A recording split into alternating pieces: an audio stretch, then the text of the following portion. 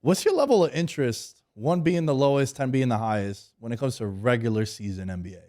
Because I have my issues like from a betting perspective. Okay. I think it might be one of the worst things to bet on personally on a nightly basis, betting regular season NBA because it's so volatile.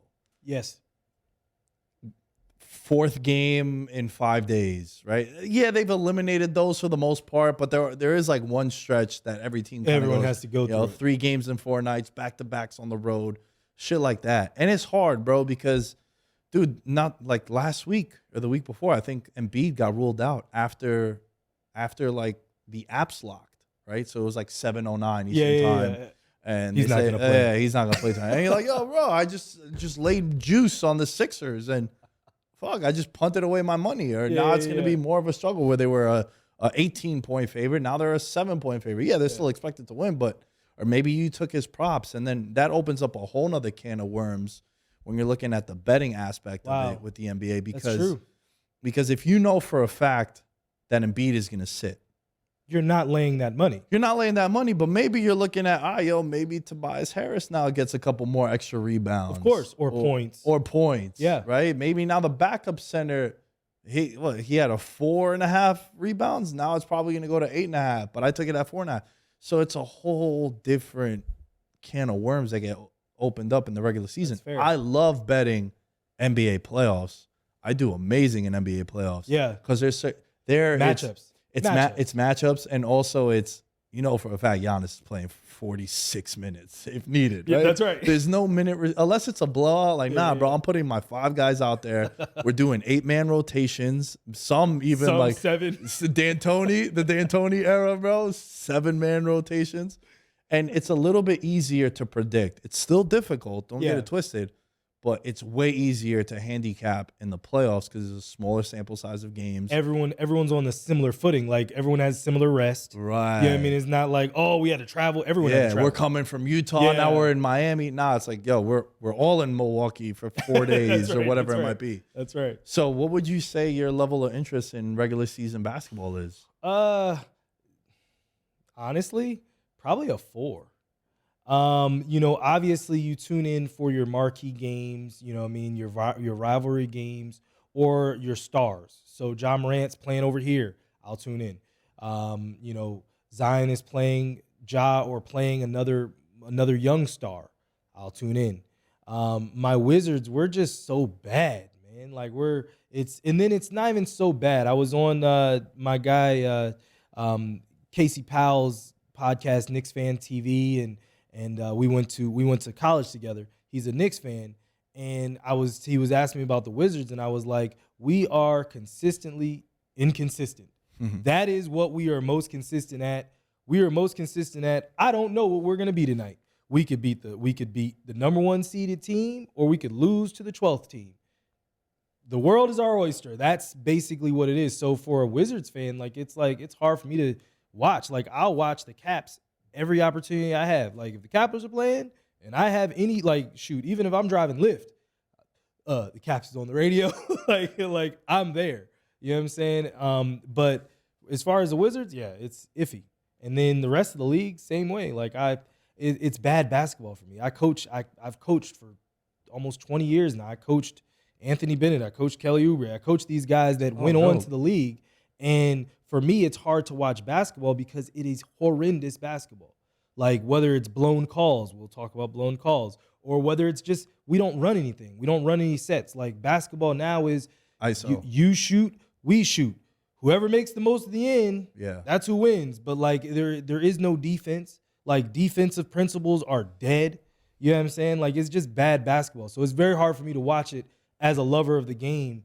And then, you talk to people, you talk to fans, and they're like, oh, this is the best basketball there's ever been. And I'm like, nigga, what you watching? This is not basketball. Like, you know what I mean? Like, it's just, so before I go on a rant. Well, do you think, let me throw you this. Do you think Steph Curry and the Warriors got a lot of blame for this? No. They have blame in one way. I'll say this. They have blame in terms of, because I coach. So what they have blame for is green light everywhere. But what kids and what people do not see is the level of work that it took for them to have that kind of shooting prowess to be able to just pull from anywhere. Well, I've practiced this shot 1,000,001 times. Right. You know what I'm saying? So it's different. But if you watch the Warriors are the Spurs, they're one of the few teams in the league that run sets over and over again. We are going to set you to death. You know what I'm saying? But if you look around the league, like when you look at the Lakers, they don't run no sets. It's LeBron, ISO, high screen roll. There might be a weak side action. There 90% of the time there isn't. Over and over again. Whoever helps, I'm going to pass. If you help, if I drive, you help out, I'm going to kick over. It's easy basketball. That's like playground basketball. But in terms of like structured basketball, it's not structured at all in any way. The reason why I mentioned the Warriors and Curry is because I think the evolution of the three-point shot is because of them. That 1,000%. But there's an issue, right? Because for so many years, bro, I was betting on those Rockets teams with Harden to beat the Warriors. Yeah. Like everyone that's been listening to the show for years, I feel like I was on the right side of history. James Harden was the MVP that year that Russ won it. Yeah. Because triple doubles are an arbitrary number. No, they're not. They are. They're not. If I have 38, 12, and 6, and you have 13, 12, and 11, who had a better game? Okay, now if you start putting it in those contexts, but that's not what Russ was doing. Yeah, Russ was having like 40, 18, and 12. I get it. But what I'm saying is like the history of the NBA, right? Sure. You had to be a top 3 seed. Numbers were important, but team success was just as important. True. And like, bro, Harden was like 83 rebounds away on the year from averaging a triple-double too. Yeah. So it's not exactly like Harden wasn't like 31, 11, and like 8.9. In 7. Right. Yeah. He was close to it. So I was so invested in those Rockets teams because the recipe for beating a team like the Warriors are honestly, bro, even in the playoffs last year, like how many 20-point wins did teams have in the playoffs? It was a shit ton every night because, and you would look, I would go right to the box score if I missed a game. True story. I'd go right to the box score and I'd look at Celtics Heat. The first thing I would look at, who shot better from 3. And you'd see Celtics went 23 of 47. You're like, yeah, they blew them out. They got 69 points off one, like 3-point shots. Yeah. And the whole game now has completely changed. And I think a lot of that has to do with the Warriors and the Curry era. But also it's not fair because it's easy for us to say, yo, go and shoot up, 53s a game. But they're the most efficient shooters of all time. And their sets that they run get them the open looks. Yes. And also it's easy for you to want to do the dominant backcourt and shoot all these threes when you have the 2 best shooters of all time. Yeah. Arguably. Well, one of them is. One of them and for sure. And the other one is like in the top 5. He's definitely top 10. Right? Not even a question. Not even a question. Not so, even a question. It's easy for us to be like, yeah, bro, let's go out there. This is a game plan. We're going to shoot a lot of threes. But are you shooting a high percentage three? Yeah. Like, remember the Rockets in that one series when they lost to the Warriors and they missed like 27 straight threes? Yes. That's why they lost it, because they missed 27 straight threes. So 1,000%. That's what the NBA has become now. And in the regular season, my favorite thing, it's not really my favorite thing. It's the thing I find the funniest that I see is it's 114, 112, 12 seconds left on the clock. What does every guy do? Step back 3. It's for the gram. Yeah. Because it's not a smart shot. There's like 2 guys on you. They're giving you the paint.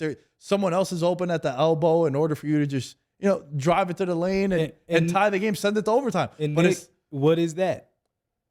Bad basketball. Yeah. That's horrendous basketball. Okay, think about it when we were kids, right?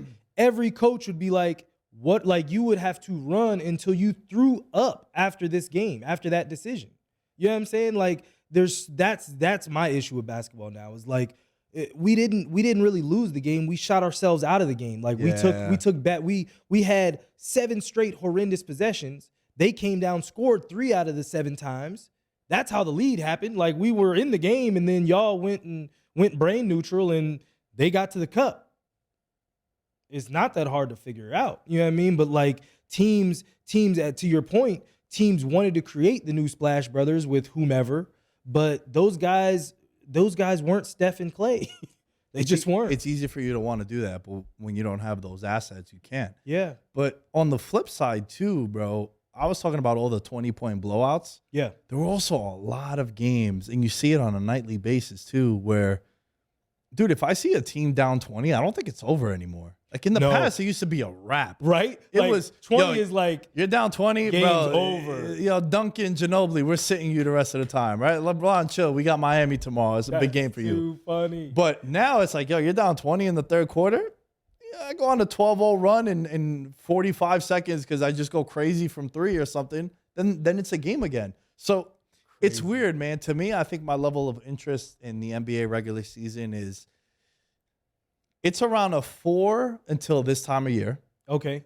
And then it gets up to like a 7. Okay. All right. Because I'm infatuated by the MVP race. I think a lot of that had to do, and I feel like it originated, I should say, because of how dominant the Cavs and the Warriors were. Yeah. Because every year people were like, oh, it's going to be the Cavs and Warriors again. And it was for 4 straight seasons. Yeah. So people lost interest in the regular season. And I think that's why after week 1, it was like, oh, DeMar DeRozan's the MVP. Remember DeMar that one year with the Raptors was like, God. He was going off. He hit like 8 game-winning shots in like October. You're like, bro, there was only 9 games played. Like, what the hell happened?